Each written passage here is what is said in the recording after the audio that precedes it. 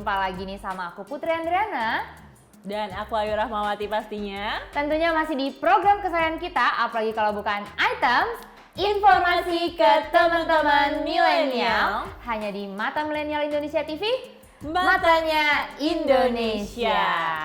Dan kayak biasanya ya, aku sama Putri kita siap-siap nih 30 menit ke depan akan nemenin teman milenial semua yang ada di rumah untuk jadi tour guide kalian. Udah ada clue-nya tuh jadi tour guide ya Iya, kan? betul. Tapi ya sebelum lebih jauh lagi kita ngobrol-ngobrol dan sharing-sharing, tetap nggak boleh lupa sama yang namanya protokol kesehatan. Bener banget. Makanya aku sama Ayu akan pakai masker. Iya, bener banget. Tapi Put, kamu ngerasa gak sih? Sekarang tuh masker udah bagian dari style kita semua ya. Sekarang masker banyak yang warna-warni, Betul. banyak yang batik, seru-seru banget. Ya, Modelnya juga macam-macam ya, itu bisa disesuaikan sama outfit kita. Tapi ngomong-ngomong soal pandemi ya, aku yakin banget pasti nggak cuma aku sama Ayu, tapi teman-teman di rumah juga kangen banget buat jalan-jalan kan? Iya dong. Nah, ini supaya kita bisa jalan-jalan beneran pastinya dalam waktu yang dekat. Amin banget. Sekarang kita bakal ngajak kalian jalan-jalan keliling Indonesia dulu, tapi secara virtual ya. Betul. Nih, kita akan jalan-jalan ke salah satu pulau yang eksotis banget menurut aku.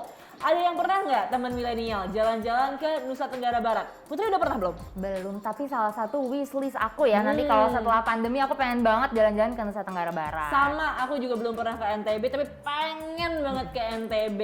Dan teman milenial nih tahu nggak sih bahwa Nusa Tenggara Barat pastinya merupakan salah satu provinsi di Indonesia yang udah terkenal banget sama panorama alam dan juga kecantikannya. Provinsi ini itu merupakan rumah bagi suku Bojo, suku Sasak dan juga Samawa. Tapi bukan Sakinah Mawaddah Warohmah. Baru aku mau nanya, Samawa tuh bukan ya? Bukan, Beda ya? Beda. Oke. Ini bukan Sakinah Mawaddah Warohmah. Ini ada salah satu suku di NTB dan inilah yang menyebabkan NTB kaya akan adat, bahasa daerah, hingga kesenian tradisional.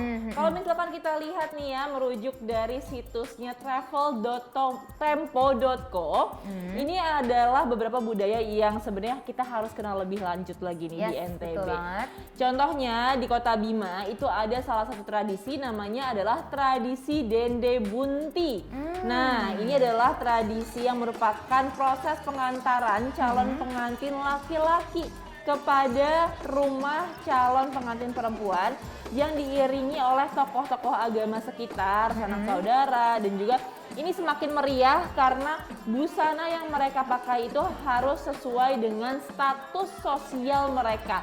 Nantinya juga diiringi oleh hidrah dan juga musik arubana. Kedengarannya itu tradisi yang rame ya, Rame banget. Nah, kalau misalnya tadi Ayu udah jelasin tradisi pernikahan, beda halnya dengan Kabupaten Lombok Utara yang memiliki tradisi Maulid Adat Bayan. Oke. Biasanya tradisi ini dilakukan oleh masyarakat setiap 15 Robiul Awal atau 3 hari setelah peringatan Maulid Nabi Muhammad SAW. Nah, rangkaian prosesnya itu dengan menutu atau menumbuk padi menggunakan rantok atau pemukul dari bambu panjang. Kalau di sini sih biasanya disebut dengan alu.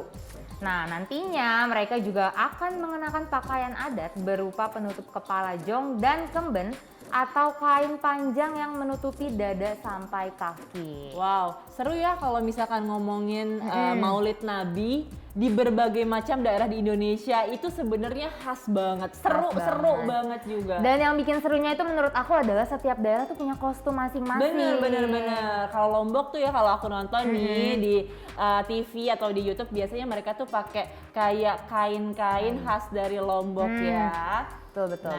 Selanjutnya ini kita akan membahas mengenai kesenian dan juga budaya tradisional khas dari Lombok. Contohnya nih ya, kita masuk ke alat musik tradisional Nusa Tenggara Barat. Ada yang tahu nggak teman milenial? Namanya adalah serunai. Nah, kalau misalkan belum tahu nih, ada gambar-gambarnya kita akan tampilin buat teman milenial. Dan alat musik yang berasal dari Sumbawa ini merupakan alat musik tradisional aerofon yang suaranya itu berasal dari angin yang dimainkan dengan cara ditiup. Jadi agak-agak mirip suling berarti ya. Dan kalau misalkan kita lihat juga nih dari laman kompas.com berdasarkan situs dari Kementerian Pendidikan dan Kebudayaan Indonesia, seruna ini terbuat dari bulu dan juga daun lontar. Ternyata zaman dahulu banget nih teman milenial, alat musik seruna ini dimainkan bersama dengan kemenyan yang bertujuan untuk menolak bala dan juga memikat gadis nih. Buat yang masih jomblo ya kan, siapa tahu. Buru-buru deh tuh ya, beli serunai sama kemenyan, siapa tahu habis itu bisa memikat gadis. Gadis Lombok ya kan. Keren. Tapi nih selanjutnya nggak kalah menarik ya, memang si musik yang satu ini tidak bisa memikat gadis. Tapi ini juga masih berasal dari Sumbawa, Nusa Tenggara Barat, yang namanya itu palompong, yang terdiri dari 5 bilah kayu ringan.